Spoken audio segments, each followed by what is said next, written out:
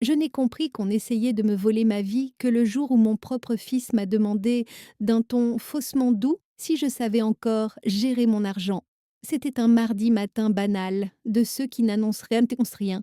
La cafetière finissait de gronder, la radio murmurait les informations locales, et la lumière d'hiver entrait doucement dans ma cuisine. J'habite ce même appartement depuis 28 ans. J'y ai enterré mon mari, j'y ai vu grandir mes enfants, j'y ai appris à vivre seule, sans jamais me plaindre. Jusqu'à ce jour-là, je pensais encore que cette vie m'appartenait. Je m'appelle Madeleine Rouvier. J'ai 72 ans, veuve depuis 9 ans, ancienne agente administrative dans une collectivité territoriale. J'ai passé 40 années à classer, vérifier, signer, refuser quand il le fallait. La rigueur n'était pas une option, c'était une habitude. Je n'ai jamais aimé les dettes ni les arrangements flous. Mon père disait toujours: quand tout est clair sur le papier, personne ne peut te mentir longtemps. J'y ai cru toute ma vie. Ce matin-là, mon téléphone a sonné à 9h12. Mon fils, Étienne. Sa voix était posée, presque trop. Il m'a demandé comment j'allais, s'est informé de ma tension, de mon sommeil, de mes derniers examens. Trop de questions pour quelqu'un qui m'appelait habituellement une fois par quinzaine. Puis il a glissé, comme une évidence: dis-moi, maman, tu es sûre que tout va bien avec tes comptes?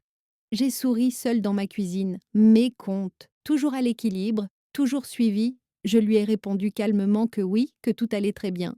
Un silence s'est installé. Pas un silence gêné, un silence calculé. Tu sais, a-t-il repris, on se disait avec Claire que ce serait peut-être plus rassurant d'avoir quelqu'un pour t'aider à gérer, pour te soulager. On se disait. Voilà comment tout a commencé. Pas une accusation, pas une attaque, juste une suggestion, enveloppée de bienveillance. Mais quelque chose s'est déplacé à l'intérieur de moi. Une sensation ancienne, familière, celle que j'avais quand un dossier ne sentait pas bon, quand une pièce manquait. Dans les jours qui ont suivi, les appels se sont multipliés. Claire, ma belle-fille, plus présente que jamais, toujours aimable, toujours souriante, elle me parlait de fatigue, d'isolement, de sécurité. Elle évoquait des amis à elle, des spécialistes, des solutions adaptées à mon âge. Elle utilisait ce mot comme une clé: âge, jamais frontalement, toujours à voix basse. Puis, il y a eu cette enveloppe, arrivée un jeudi, des documents imprimés, soigneusement agrafés, des termes juridiques, des phrases longues, rassurantes, protection, simplification, aide temporaire. On me demandait de lire tranquillement, de signer quand je serais prête. Étienne m'avait même laissé un mot manuscrit: c'est juste pour t'aider, maman. Je n'ai rien signé, pas par peur, par instinct. Ce soir-là, j'ai ressorti mes vieux classeurs, ceux que je gardais sous le lit, relevés bancaires, actes de propriété, correspondance. J'ai tout étalé sur la table du salon, j'ai pris un stylo, un carnet, et j'ai noté la date. Puis une phrase simple: ils veulent décider à ma place. Je ne savais pas encore jusqu'où ils iraient. Je ne savais pas encore que ces papiers n'étaient que la première étape. Mais une chose était claire, on ne met pas sous tutelle une femme qui observe, qui se souvient et qui commence à écrire. Et ce jour-là, sans le dire à personne, j'ai décidé de ne plus subir.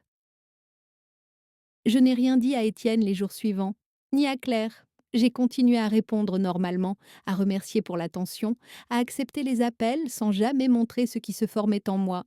J'ai appris très tôt qu'il ne faut jamais alerter quelqu'un quand on commence à comprendre ses intentions. Le silence est parfois la meilleure des protections. Ma vie, pourtant, n'avait rien d'un chaos à organiser. Je me levais tôt, je faisais mes courses le même jour chaque semaine, je connaissais chaque facture par cœur. Mon carnet était à jour, mes comptes aussi.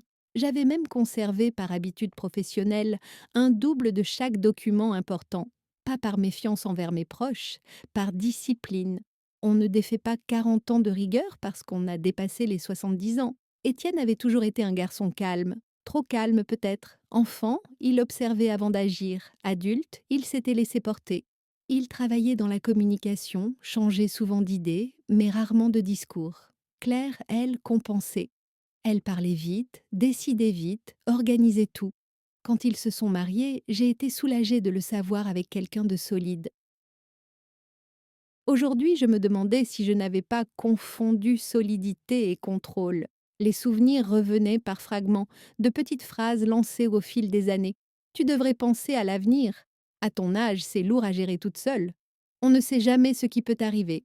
À l'époque, j'avais souri. Aujourd'hui, ces mots prenaient un autre relief. Ils n'étaient pour plus des conseils, ils formaient une ligne. Le samedi suivant, Claire est passée à l'improviste, un sac à la main, un sourire impeccable. Elle a regardé autour d'elle comme si elle entrait dans un lieu à réorganiser. Elle a commenté la lumière, les meubles, la disposition des papiers sur mon bureau. Tu sais, Madeleine, tout ça pourrait être simplifié. Simplifié. Encore ce mot. Toujours le même. Elle a évoqué une amie juriste très compétente, puis un médecin formidable avec les seniors. Elle n'a jamais prononcé le mot tutelle, pas une seule fois.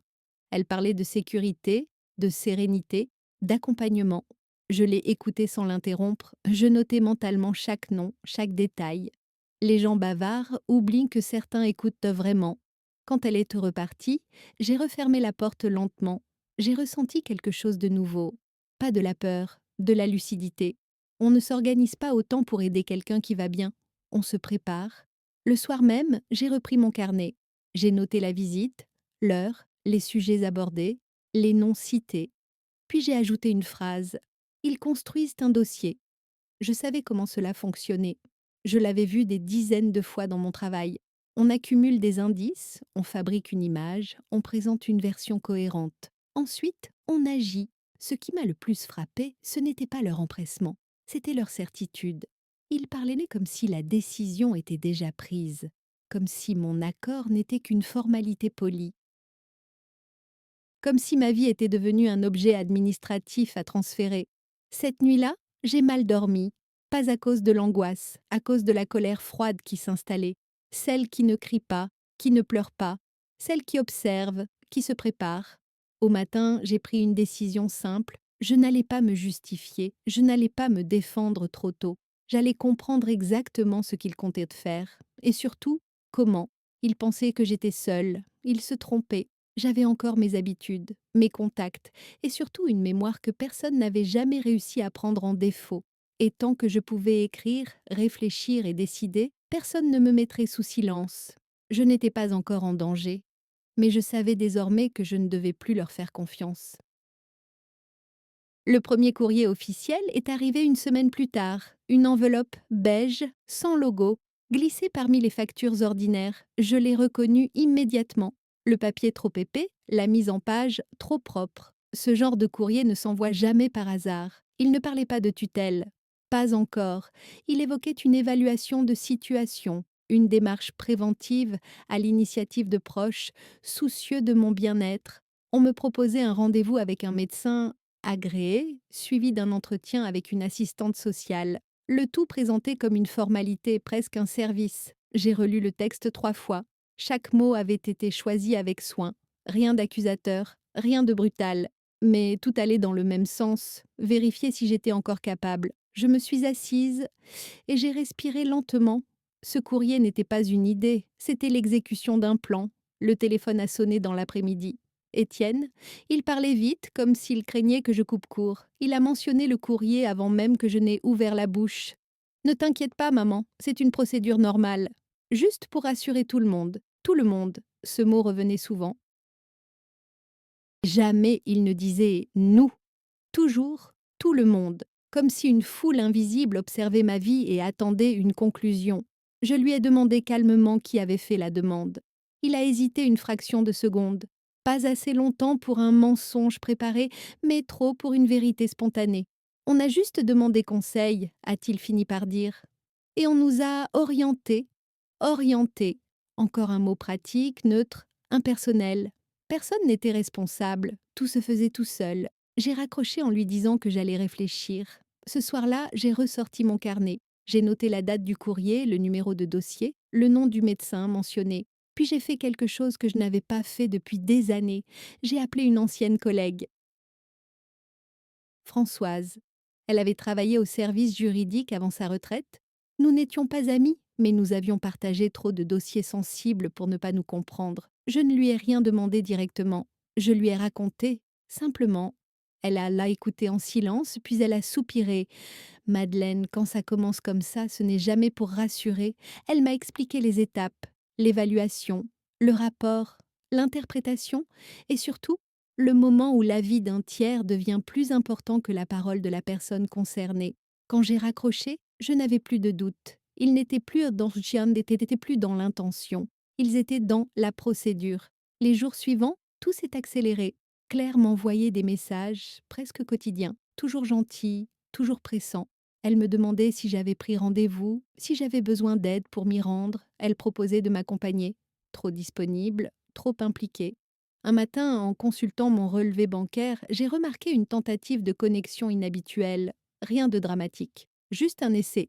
Bloqué, mais suffisamment précis pour ne pas être un hasard. J'ai immédiatement changé mes codes, imprimé les historiques, rangé les preuves dans une chemise à part. La même méthode qu'autrefois quand un dossier commençait à sentir le piège. Je n'étais pas paniquée, j'étais concentrée. Ils croyaient dès que mon âge me rendait lente. Ils confondaient fatigue et faiblesse. Ils ignoraient une chose essentielle. Toute ma vie, j'avais été du côté de ceux qui vérifient, de ceux qui ne prennent jamais une décision sans comprendre ce qui se joue derrière. Ce soir-là, en fermant les volets, j'ai compris que je n'étais plus seulement observée. J'étais testée. Chaque réaction, chaque silence, chaque retard était interprété. Et si je faisais un faux pas, il s'en servirait. Je me suis assise à mon bureau et j'ai écrit une nouvelle phrase dans mon carnet. Ils pensent dit que je ne vois rien, c'est leur première erreur. Je ne savais pas encore quand viendrait l'affrontement, mais je savais une chose avec certitude. Je n'allais pas le subir.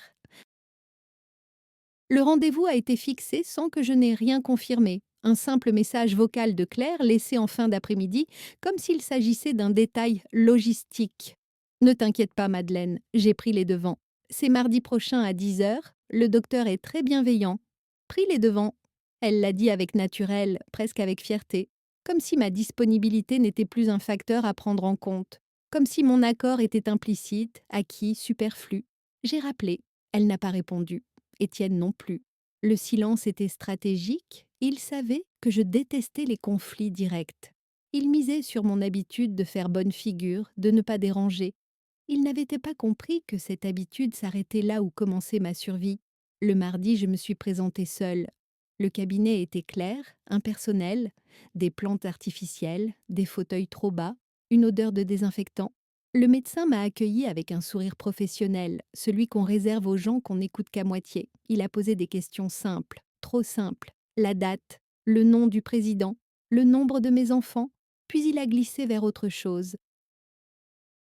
Mon organisation quotidienne, mes finances, mes relations.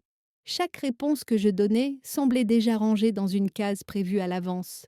Quand je précisais, il notait. Quand je nuançais, il reformulait. J'ai compris très vite que l'entretien ne cherchait pas à savoir qui j'étais, mais à vérifier si je correspondais au portrait qu'on lui avait transmis. À la fin, il m'a parlé doucement. Vous savez, Madame Rouvier, parfois l'entourage perçoit des fragilités avant la personne elle-même. Je l'ai regardé droit dans les yeux. Et parfois, docteur, l'entourage confond intérêt et inquiétude. Il n'a pas répondu. Il a simplement baissé les yeux vers son dossier. En sortant, j'ai trouvé un message de Claire. Alors, ça s'est bien passé? Pas une question, une vérification. 2 jours plus tard, l'assistante sociale est venue chez moi, une jeune femme, polie, attentive. Elle a observé mon appartement, noté la propreté, l'ordre, la disposition. Elle a regardé mes factures, mes dossiers, mes calendriers. Elle a posé des questions sur mes enfants, sur leur implication. Quand j'ai évoqué certaines pressions, elle a souri doucement. Ils veulent votre bien, vous savez. Toujours cette phrase, comme une excuse universelle. À la fin de l'entretien, elle m'a demandé si je me sentais parfois dépassée. J'ai répondu non, si je me sentais influençable. J'ai répondu non, si j'avais peur de l'avenir.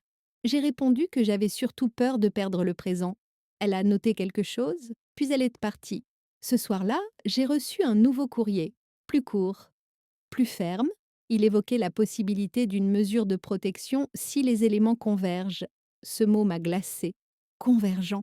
Comme si ma vie était une équation à résoudre sans moi. J'ai compris alors qu'ils ne reculeraient pas, qu'ils avaient eux déjà investi trop de temps, trop d'énergie pour renoncer. Ils avaient enclenché une machine administrative qui ne s'arrête que lorsqu'elle rencontre une résistance claire. Je me suis assise à mon bureau, j'ai relu toutes mes notes, J'ai classé les documents par ordre chronologique, puis j'ai pris une feuille blanche. En haut, j'ai écrit ce qu'ils utilisent contre moi. En face, une autre colonne, ce que j'ai contre eux. La deuxième colonne était encore courte, mais elle existait, et elle allait s'allonger. À cet instant précis, j'ai cessé d'attendre. Je n'étais plus en train de subir une procédure. J'étais entrée dans une confrontation silencieuse. Et je savais désormais que, pour gagner, il me faudrait faire ce que je savais faire le mieux. Rester calme, méthodique, et ne jamais agir sans preuve.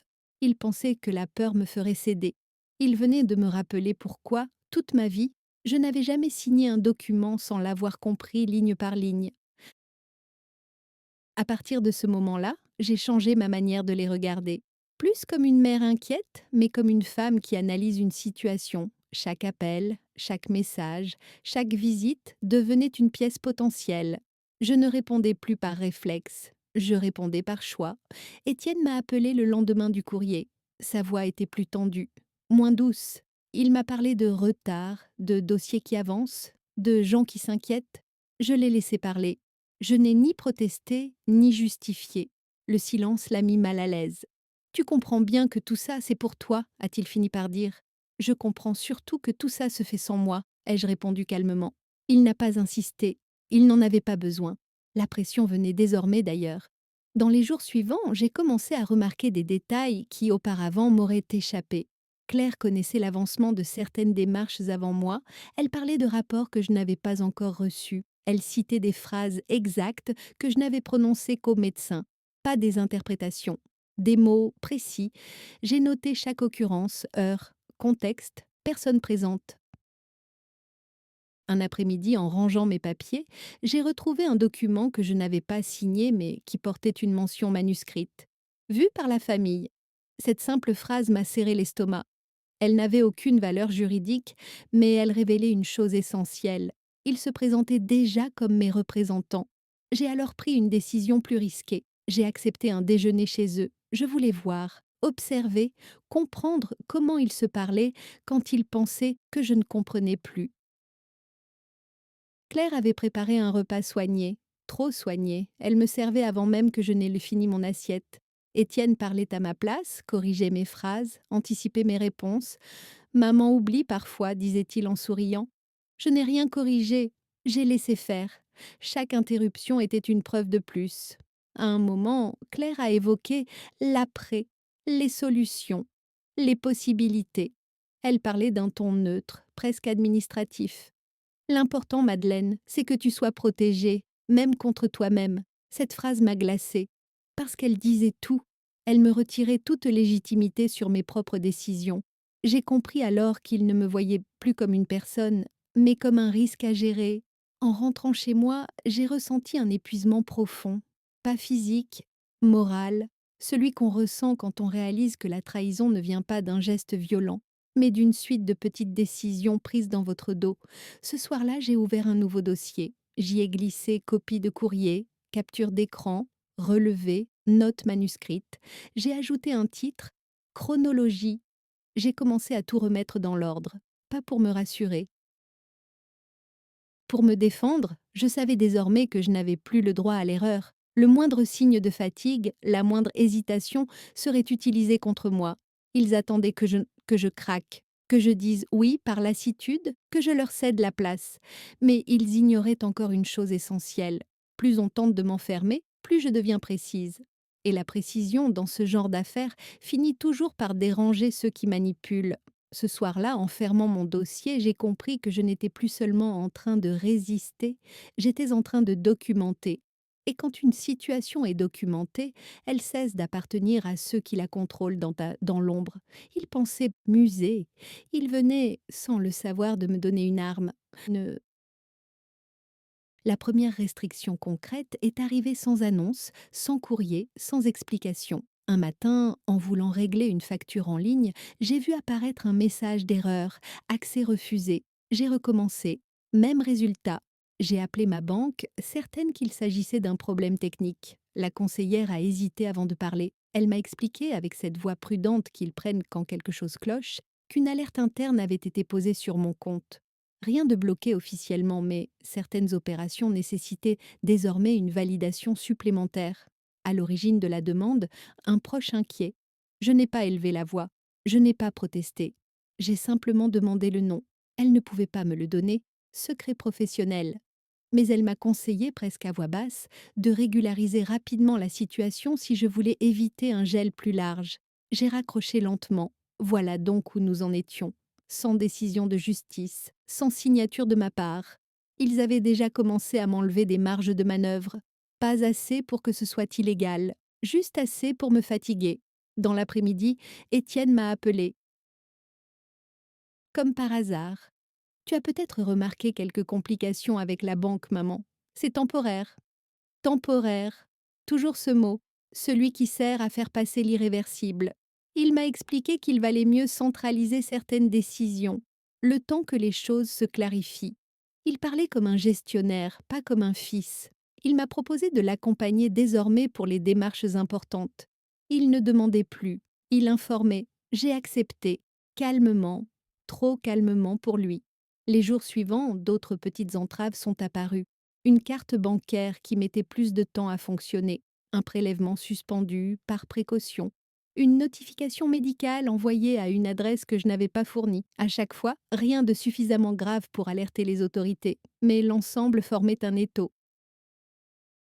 Claire, elle, devenait plus directive. Elle me parlait d'horaires, de priorités, de ce que je devais ou non faire seule. Elle utilisait le mot organisation comme une justification universelle. C'est pour éviter que tu te fatigues inutilement. Je l'écoutais, je hochais la tête, je notais tout. Un soir, j'ai tenté une expérience. J'ai volontairement retardé une réponse. Juste quelques heures. Le téléphone a sonné 3 fois.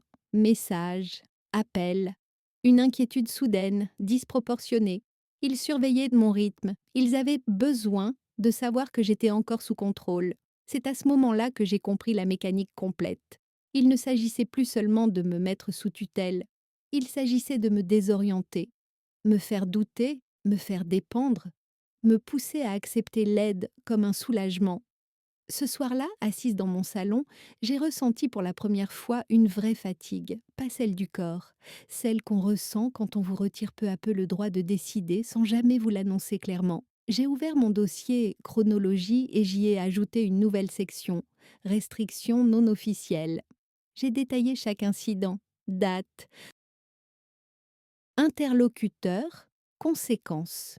Puis j'ai imprimé une copie et je l'ai rangée ailleurs, hors de l'appartement. Une précaution, une de plus. Il pensait que je n'avais plus l'énergie de me battre. Il ne comprenait pas que ce genre de pression ne m'éteignait pas. Elle me rendait plus attentive, plus méthodique, plus dangereuse aussi pour eux, parce qu'à partir du moment où l'on commence à restreindre sans droit, on cesse d'être dans la protection. On entre dans l'abus. Et les abus, je savais comment les faire apparaître au grand jour. Je ne disais toujours rien. Je jouais le rôle qu'ils attendaient, la mère un peu dépassée, la femme âgée qui accepte qu'on décide pour elle.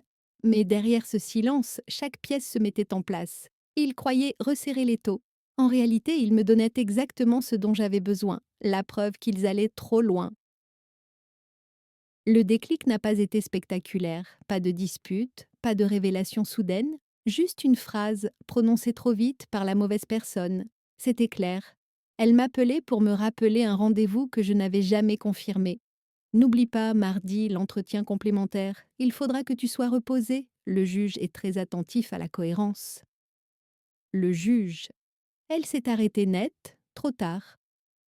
Le mot était sorti, nu, irréversible. Jusqu'ici, on parlait de médecin, d'assistante sociale, de procédures floues. Mais ce mot-là ne s'emploie pas par erreur. Il ne se glisse pas dans une conversation sans raison. Je n'ai rien dit.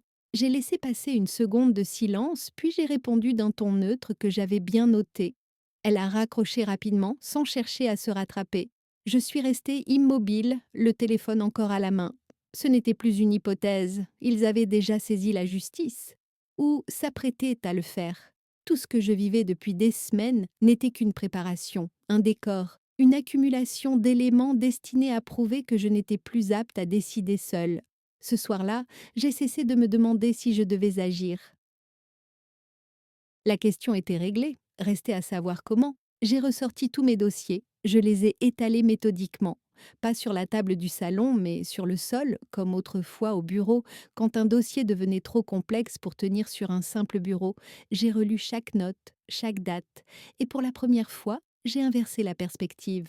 Je ne me suis plus demandé ce qu'ils me reprochaient, je me suis demandé ce que moi, je pouvais leur reprocher. Et la liste était plus longue que je ne l'imaginais.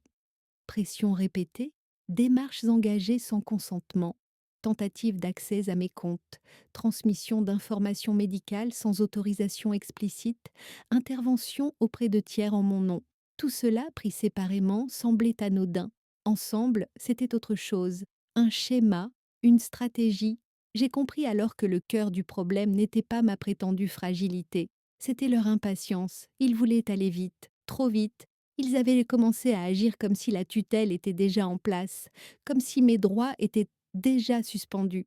Et c'était précisément là que se trouvait leur erreur. Cette nuit-là, j'ai dormi peu, mais j'ai dormi lucidement. À l'aube, j'ai pris une décision que je n'avais encore partagée avec personne.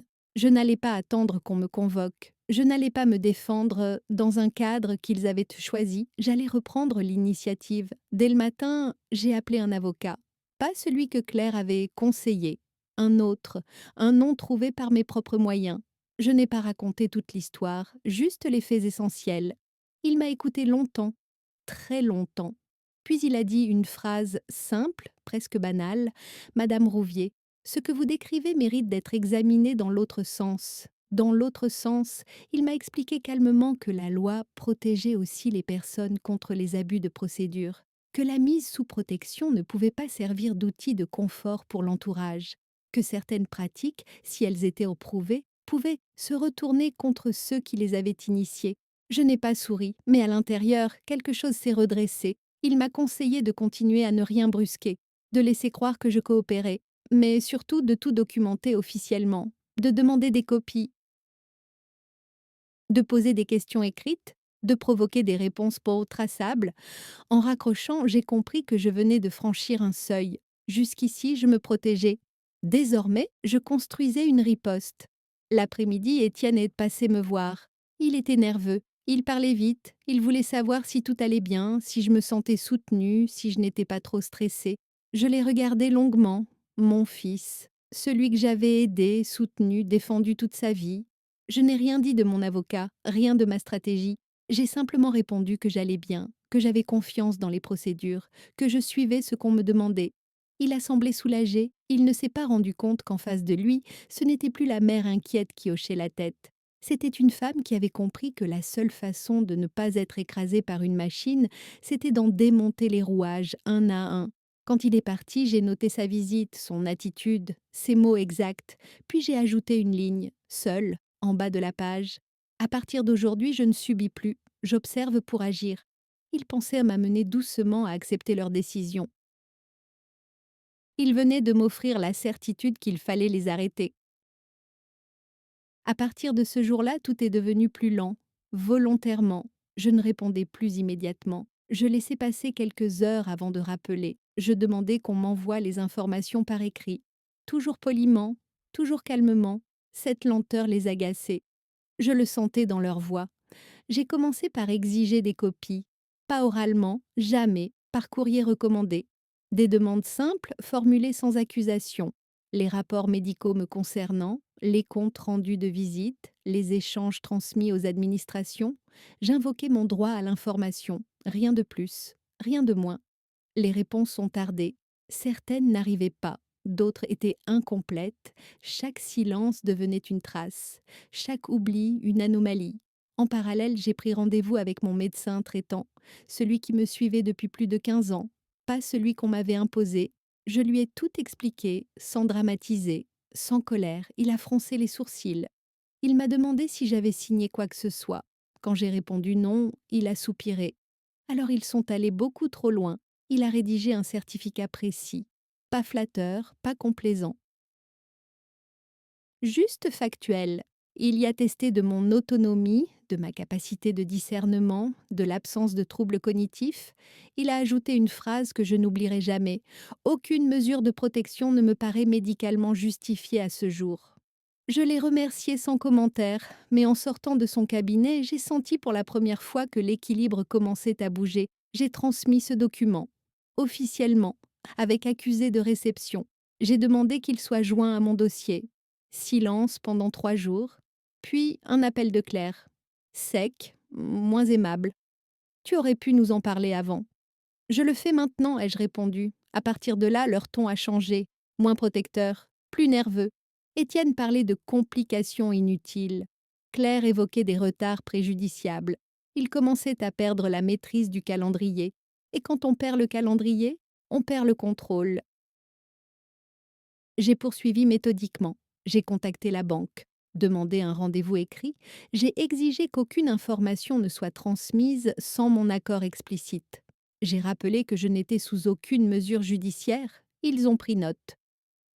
Officiellement, une nouvelle trace. Puis j'ai écrit à l'assistante sociale, une lettre courte, respectueuse. Je demandais la liste exacte des éléments ayant motivé ces conclusions. Pas pour contester, pour comprendre. Elle a répondu 2 jours plus tard. Une réponse prudente, vague, trop vague. Je l'ai classée. Chaque démarche avait le même objectif. Déplacer la lumière, faire sortir ce qui se disait à voix basse, forcer chacun à assumer ses mots par écrit. Les procédures aiment l'ombre, elles détestent la clarté.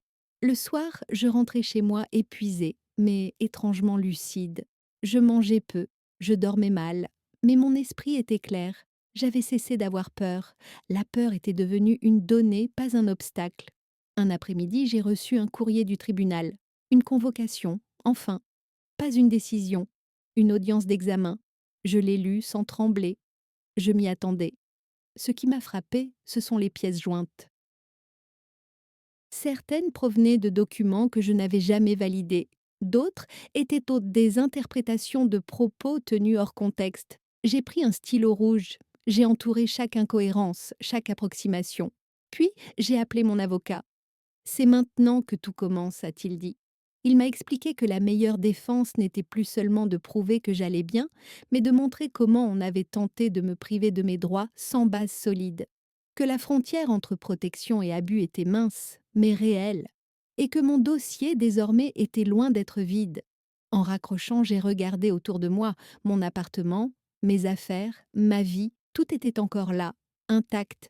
Mais je savais que rien ne serait plus jamais comme avant. Je n'étais plus seulement une femme qu'on voulait mettre sous tutelle.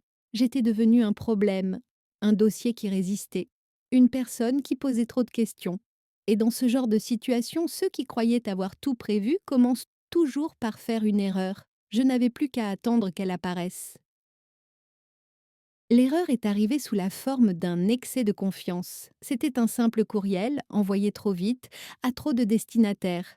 Claire pensait visiblement que je n'en ferais qu'une lecture distraite, comme une vieille femme dépassée par les échanges numériques. Elle se trompait. Le message parlait de l'audience à venir, du juge, des éléments à consolider. Mais surtout, il contenait une phrase qui n'aurait jamais dû m'être adressée. Il faut absolument qu'on montre que Madeleine n'est plus en mesure de comprendre les enjeux financiers. Pas qu'on démontre, pas qu'on évalue, qu'on montre, comme on montre une scène préparée, une image construite. Je suis restée longtemps devant l'écran, immobile. Cette phrase annulait tout le vernis de bienveillance. Elle révélait l'intention brute. Il ne s'agissait plus de protection. Il s'agissait de convaincre. J'ai imprimé le message. 2 copies.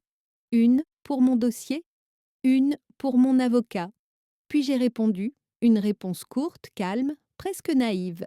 Je ne comprends pas bien ce que tu veux dire par là. Peux-tu préciser? Elle n'a pas répondu, pas tout de suite.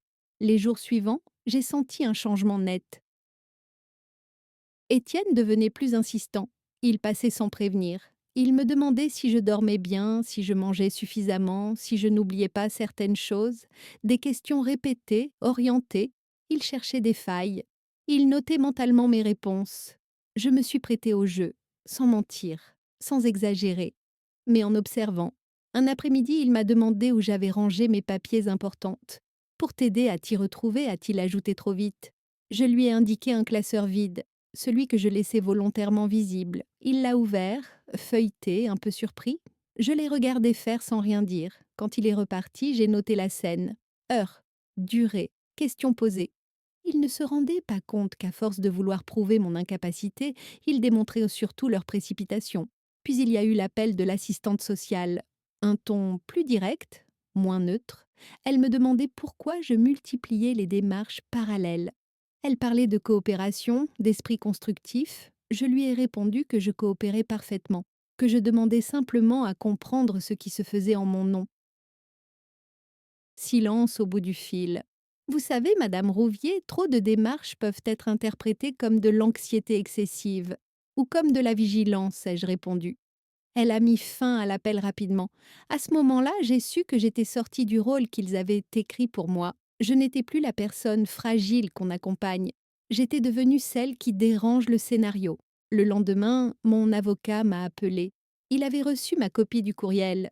Il était resté silencieux quelques secondes, puis il a dit: C'est exactement ce qu'on attendait. Il m'a expliqué que cette phrase changeait la nature du dossier, qu'elle révélait une intention préalable, qu'elle montrait que la conclusion était décidée avant l'évaluation, et surtout qu'elle impliquait une coordination active entre plusieurs acteurs, sans base médicale solide. À partir de maintenant, a-t-il ajouté, ce n'est plus seulement vous qui êtes examiné. J'ai ressenti une fatigue immense, mais aussi un calme nouveau, celui qui vient quand on sait que la vérité commence à apparaître. Le soir, Claire a fini par répondre à mon message, un texte long, confus, rempli de justifications maladroites. Elle parlait de stress, de malentendus, de formulations malheureuses. Trop tard. Les mots, une fois écrits, ne rentrent plus dans l'ombre. Je n'ai pas répondu. À la place, j'ai ouvert mon carnet. J'ai ajouté une nouvelle page. En haut, j'ai écrit «Première preuve d'intention». Puis j'ai rangé le carnet, éteint la lumière, et je me suis couchée. Je savais que l'audience approchait, que la tension allait monter, qu'ils allaient tenter de reprendre la main. Mais quelque chose avait changé définitivement. Ils avaient pu cesser d'être prudents. Et quand ceux qui manipulent cessent d'être prudents, ils commencent toujours à se trahir eux-mêmes. Je n'avais plus besoin de provoquer quoi que ce soit. Il suffisait désormais de les laisser parler. L'audience a été fixée un jeudi matin, à 9h30, une heure précise, administrative, sans emphase. J'ai reçu la convocation par courrier recommandé, comme si tout cela n'était qu'un dossier parmi d'autres. Pourtant, je savais que pour eux, c'était le moment clé, celui où tout devait basculer.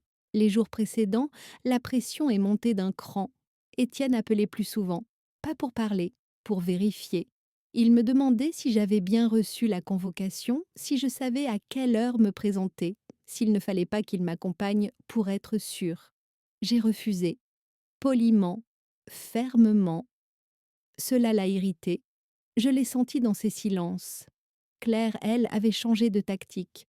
Elle ne cherchait plus à être douce. Elle devenait directive.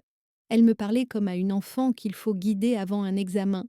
Réponds simplement aux questions, Madeleine. Ne t'éparpille pas.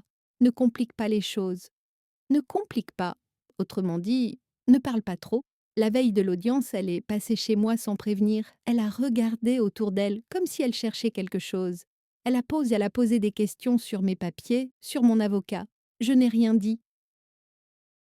Je me suis contentée de répondre par des phrases courtes. Elle est repartie nerveuse. Ce soir-là, j'ai préparé mes documents, pas en vrac, classés, numérotés, avec des intercalaires. J'ai glissé dans mon sac la convocation, les certificats médicaux, les courriers, les captures d'écran, le courriel imprimé. J'ai dormi peu. Mais j'étais prête. Le tribunal était froid, impersonnel, une salle d'attente silencieuse. Étienne et Claire étaient déjà là, assis côte à côte. Ils se sont levés en me voyant. Claire a posé une main sur mon bras. Tout va bien se passer, a-t-elle murmuré. Je l'ai regardée sans répondre. Quand nous sommes entrés dans la salle d'audience, j'ai senti immédiatement que quelque chose avait changé. Le juge ne nous a pas accueillis avec indifférence. Il avait ce regard attentif de ceux qui ont déjà lu le dossier et qui savent qu'il y a un problème. L'exposé a commencé. Claire parlait beaucoup. Trop. Elle insistait sur mon âge, sur la complexité des finances, sur les oubliés récents. Étienne acquiesçait. Ils formaient un duo bien rodé. Ils présentaient une version cohérente, trop cohérente. Puis le juge m'a donné la parole. Je n'ai pas plaidé. Je n'ai pas raconté ma vie.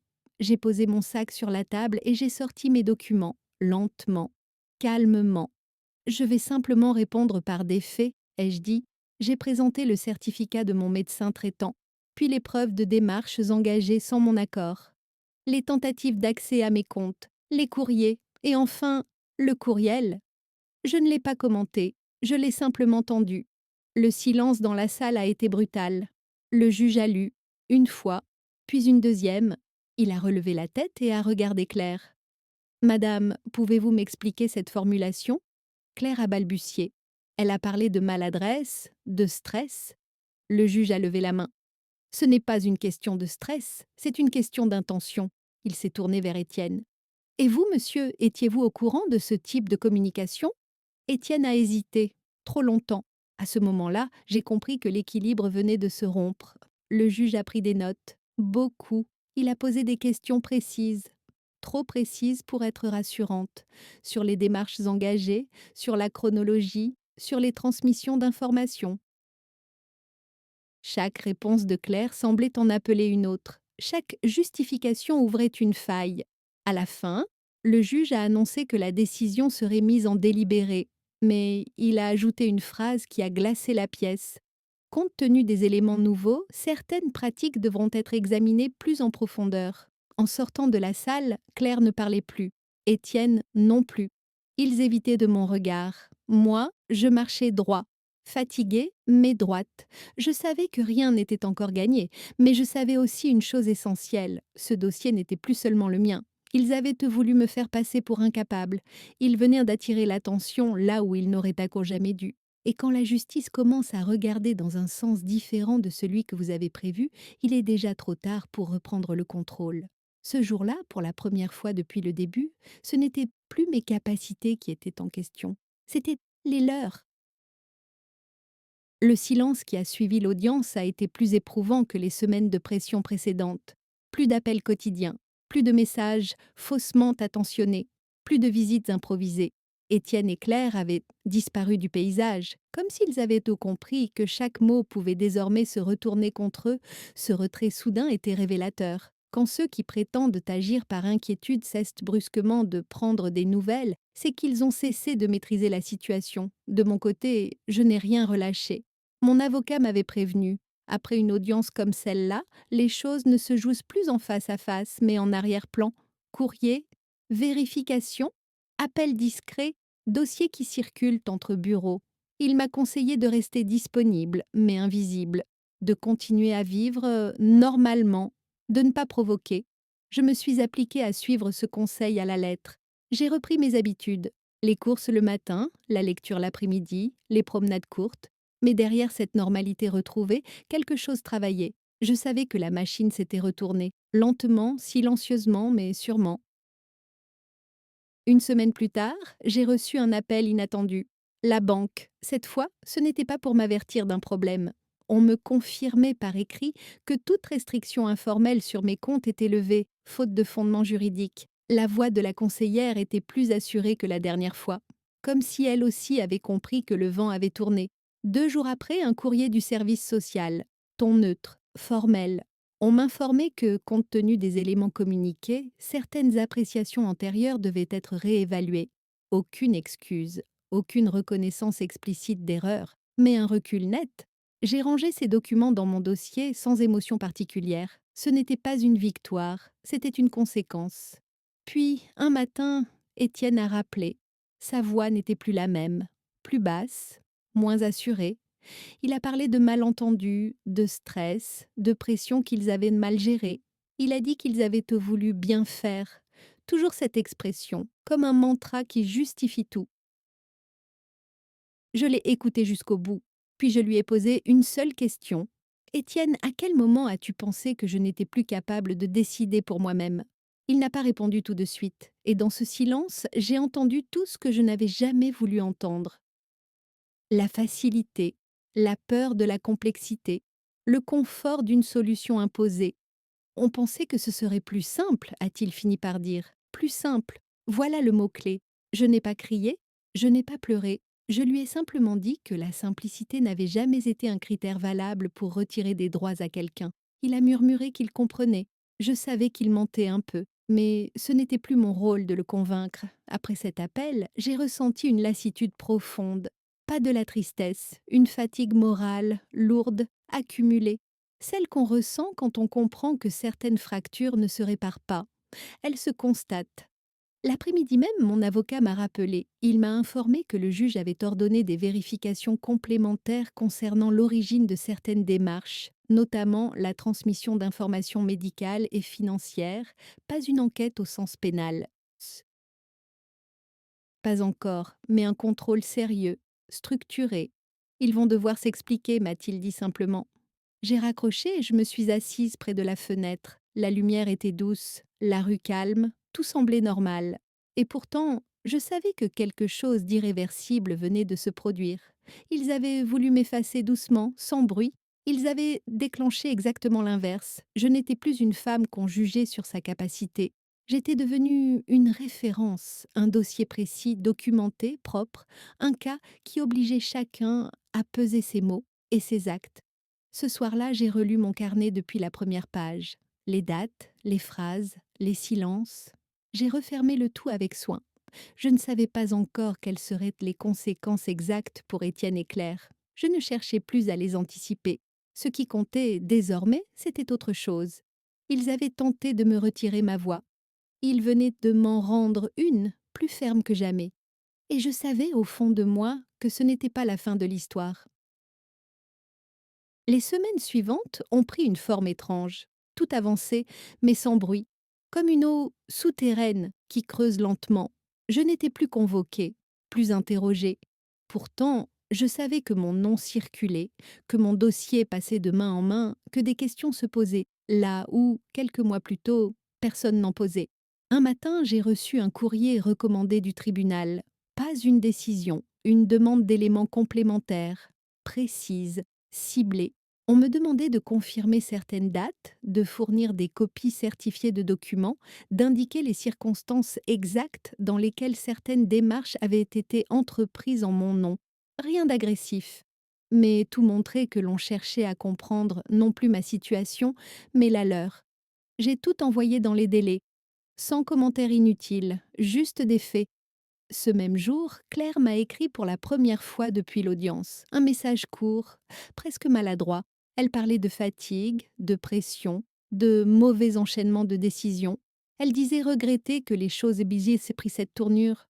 Pas une excuse, pas une reconnaissance claire, juste une tentative de reprendre contact. Je n'ai pas répondu. Le soir, Étienne est venu. Il n'avait pas prévenu. Il se tenait sur le pas de la porte comme un enfant qui ne sait pas s'il doit entrer. Son visage était tiré. Il avait vieilli en quelques semaines. Il m'a parlé sans s'asseoir. Il disait que le juge avait demandé des explications, que certains professionnels se montraient plus prudents, que tout devenait compliqué. Ce mot revenait encore, toujours quand les choses échappent au contrôle. Il parle de pratiques inappropriées, a-t-il lâché à voix basse. Je l'ai regardé longuement. Tu t'attendais à quoi ai-je demandé calmement. Il a baissé les yeux. Pour la première fois depuis longtemps, il n'avait rien à répondre. Il a fini par s'excuser. Pas franchement, pas complètement. Une excuse de surface, prudente, comme s'il craignait encore les conséquences de ses propres mots. Il a dit qu'il n'avait jamais voulu me faire de mal, qu'il pensait agir dans mon intérêt, qu'ils avaient suivi des conseils. Lesquels ai-je demandé. Il n'a pas répondu, parce que la réponse était évidente. Ils avaient suivi ce qui les arrangeait. Quand il est parti, je me suis sentie vide, pas soulagée, vide, comme après une tempête qui laisse tout en place mais enlève quelque chose d'essentiel. L'illusion. Quelques jours plus tard, mon avocat m'a appelée avec un ton plus grave. Il m'a expliqué que certaines démarches engagées par Claire avaient été signalées, pas par moi, par des tiers, des professionnels qui, mis face à certaines incohérences, avaient préféré se couvrir. Personne n'aime rester seul quand un dossier commence à sentir le faux pas. Il se désolidarise, m'a-t-il dit. C'est toujours comme ça. Il m'a parlé d'un rapport en cours, d'une possible transmission à une instance de contrôle, rien de définitif, mais suffisamment sérieux pour que les choses ne puissent plus être étouffées. Ce soir-là, j'ai compris que la dynamique avait définitivement changé. Je n'étais plus au centre du problème. J'étais devenue le point de départ. Je continuais à vivre normalement, Mais autour de moi, tout se reconfigurait. Des silences remplaçaient les certitudes.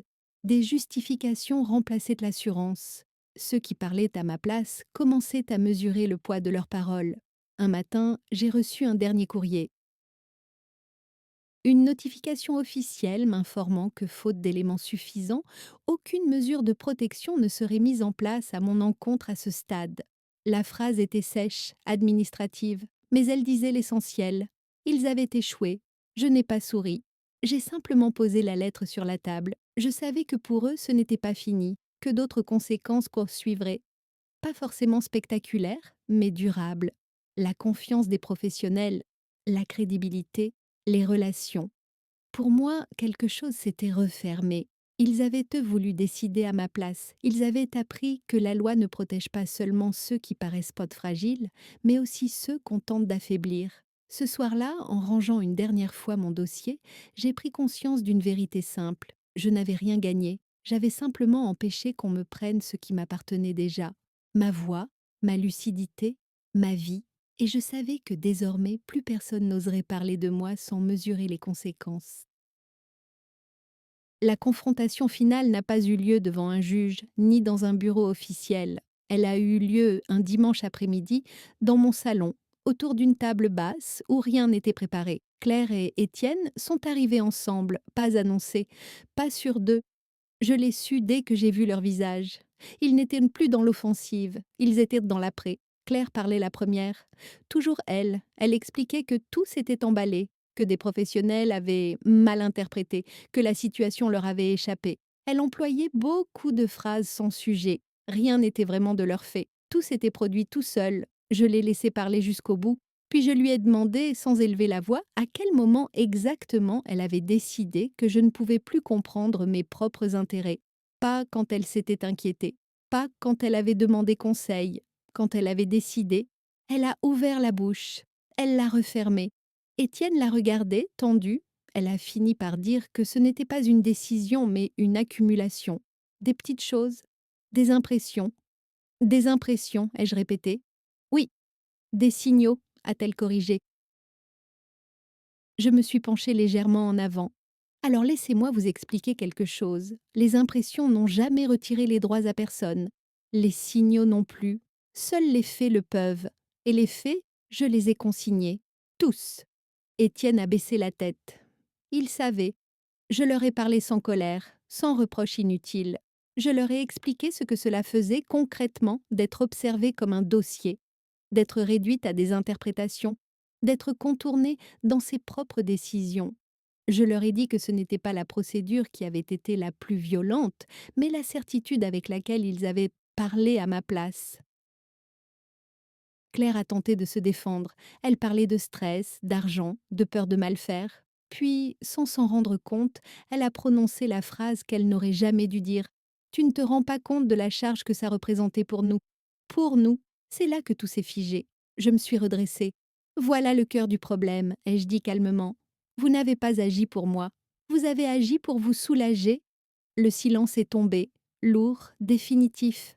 Je leur ai annoncé alors ce que je n'avais encore dit à personne, que j'avais modifié certaines dispositions, pas par vengeance, par nécessité, que désormais aucune décision me concernant ne pourrait être prise sans un contrôle indépendant strict, que toute tentative future serait immédiatement signalée. Officiellement, Étienne a pâli, Claire est restée figée. Je ne vous punis pas, ai-je ajouté. Je me protège. Et c'est quelque chose que j'aurais dû faire plus tôt. Ils ont compris à cet instant que quelque chose était perdu.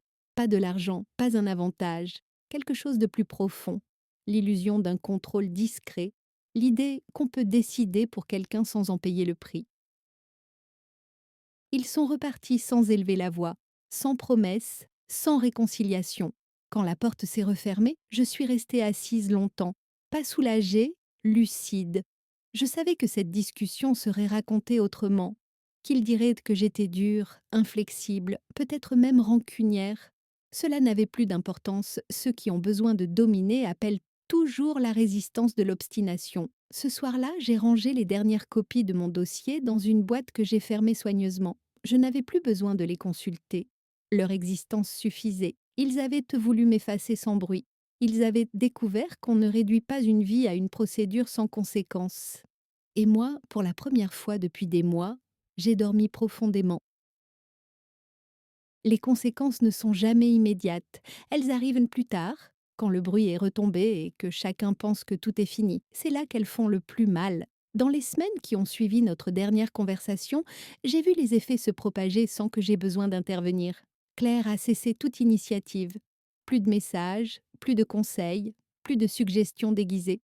Son silence était une forme de retrait stratégique. Elle savait désormais que chaque mouvement pouvait être observé, interprété, retenu. Étienne, lui, a tenté une normalité maladroite. Un appel de temps en temps, des phrases sans enjeu, la météo, le travail, rien de personnel, comme s'il essayait de revenir à un lien neutre, débarrassé de tout pouvoir.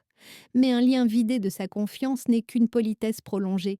Du côté des institutions, les choses lui se sont clarifiées. Officiellement, j'ai reçu confirmation écrite que toute démarche future me concernant devrait passer par un contrôle renforcé. Pas parce que j'étais fragile, mais parce que j'avais été exposée à des tentatives d'abus. Cette nuance administrative en apparence changeait tout. Elle me plaçait non plus dans la catégorie des personnes à protéger, mais dans celle des personnes à respecter. Mon avocat m'a expliqué que le dossier servirait probablement de référence interne. Rien de public, rien de spectaculaire, mais suffisamment précis pour que certains professionnels se montrent désormais beaucoup plus prudents lorsqu'un proche s'inquiète un peu trop vivement. Cela m'a laissée indifférente. Je n'avais jamais cherché à donner une leçon. J'avais seulement refusé d'en recevoir une injuste. Dans ma vie quotidienne, un calme nouveau s'est installé, un calme différent de celui d'avant, plus lucide, plus solide. Je faisais les mêmes choses, mais sans cette ombre permanente. Je ne surveillais plus mon téléphone, je ne relisais plus chaque courrier avec appréhension. L'attention s'était déplacée ailleurs. Un matin, j'ai croisé une voisine dans l'escalier. Elle m'a demandé à voix basse si tout allait bien, si les histoires étaient terminées. Les histoires. J'ai compris que quelque chose avait filtré, pas les détails, juste l'idée qu'on avait voulu me faire taire, et que cela n'avait pas fonctionné. J'ai répondu que oui, que tout allait bien. Et c'était vrai, je n'ai jamais reçu d'excuses franches, ni de Claire, ni d'Étienne. Je ne les attendais plus. Les excuses servent à réparer ce qu'on souhaite conserver. Eux avaient déjà perdu quelque chose qu'aucune parole ne pouvait restaurer. Ce que j'ai perdu, moi, je l'ai accepté. L'image d'un fils incapable de me voir autrement que comme une charge potentielle. La certitude que l'amour protège de tout. Ces illusions-là ne reviennent jamais. Mais leur disparition laisse parfois de la place pour autre chose. J'ai pris des dispositions claires. Tout était désormais écrit, encadré, transparent. Pas par obsession, par sérénité. Je savais exactement où j'en étais et chacun autour de moi aussi. Plus de zones grises, plus de marge d'interprétation. Un soir, en rangeant des papiers anciens, je suis tombée sur une photo. Étienne enfant, endormi sur mes genoux. Je l'ai regardé longtemps, sans colère, sans regret excessif, juste avec cette conscience tranquille que l'on peut aimer quelqu'un sans lui confier les clés de sa vie. Je n'étais plus la femme qu'on avait tenté de réduire. Je n'étais pas devenue dure, comme certains le diraient. J'étais devenue exacte, et l'exactitude dérange toujours ceux qui préfèrent si les arrangements flous. Ce que j'avais vécu m'avait changé, oui, mais pas de la manière qu'ils avaient espéré. Je n'étais pas devenue dépendante, ni craintive. J'étais devenue attentive à une chose essentielle. Le respect ne se demande pas, il se pose. Ils avaient voulu décider pour moi parce que c'était plus simple. Ils avaient découvert que la simplicité, quand elle écrase quelqu'un, finit toujours par coûter cher. Et moi, pour la première fois depuis longtemps, je savais exactement où je me tenais. La fin n'a pas ressemblé à un verdict solennel, ni à une victoire éclatante. Elle a ressemblé à un matin ordinaire, calme, presque banal. Et c'est précisément pour cela que j'ai su que tout était terminé. Je me suis réveillée tôt, comme toujours. La lumière entrait doucement par la fenêtre, sans urgence. J'ai préparé mon café, ouvert les volets, écouté le silence. Il n'y avait plus cette tension sourde, plus cette attente. Personne ne surveillait mes gestes. Personne n'attendait une faiblesse, un faux pas, un signe à exploiter. J'étais seule, et cette solitude-là n'avait rien d'une mise à l'écart. C'était une présence pleine. Les jours suivants ont confirmé ce que je savais déjà. Plus aucune démarche, plus aucun courrier ambigu, plus aucune bonne intention déguisée. Les institutions avaient refermé le dossier, pas avec fracas, mais avec cette précision administrative qui signifie qu'il ne sera pas rouvert à la légère. Étienne a continué à appeler, parfois, toujours respectueux, toujours à distance. Il ne me demandait plus rien. Il informait quand c'était nécessaire. Nous parlions de choses simples. Je savais que quelque chose en lui avait changé, pas assez pour réparer ce qui avait été brisé, mais suffisamment pour qu'il comprenne une chose essentielle. Je n'étais pas un problème à résoudre. Claire, elle, s'est effacée. Définitivement. Je ne la voyais plus comme une ennemie. Je la voyais comme quelqu'un qui avait confondu efficacité et domination et qui avait perdu. Un après-midi, en rangeant une dernière fois mes papiers, j'ai hésité devant la boîte où j'avais conservé tout le dossier. J'aurais pu l'acheter, tourner la page, mais je ne l'ai pas fait. Je l'ai simplement déplacé. Non pas comme une menace, mais comme un rappel. Pas pour eux, pour moi. Ce que j'avais traversé m'avait appris quelque chose que personne ne m'avait jamais dit clairement. Vieillir ne retire pas le droit de décider, mais cela oblige parfois à le défendre. Et ceux qui pensent le contraire comptent mais toujours sur le silence, la fatigue, la politesse. Je n'avais offert ni pardon spectaculaire, ni vengeance. J'avais opposé quelque chose de bien plus dérangeant, de la clarté. Et la clarté laisse peu de place aux abus. Un soir, assise dans mon salon, j'ai pris conscience que je ne racontais plus cette histoire pour comprendre ce qui m'était arrivé.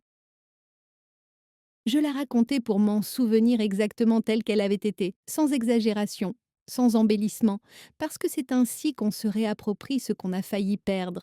Ils ont essayé de me mettre sous tutelle, ils ont fini sous observation.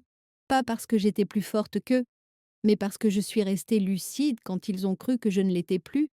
Si cette histoire t'a parlé, si elle t'a rappelé que personne, quel que soit son âge, ne devrait jamais se laisser confisquer sa voix, alors prends une seconde pour soutenir ce genre de récit.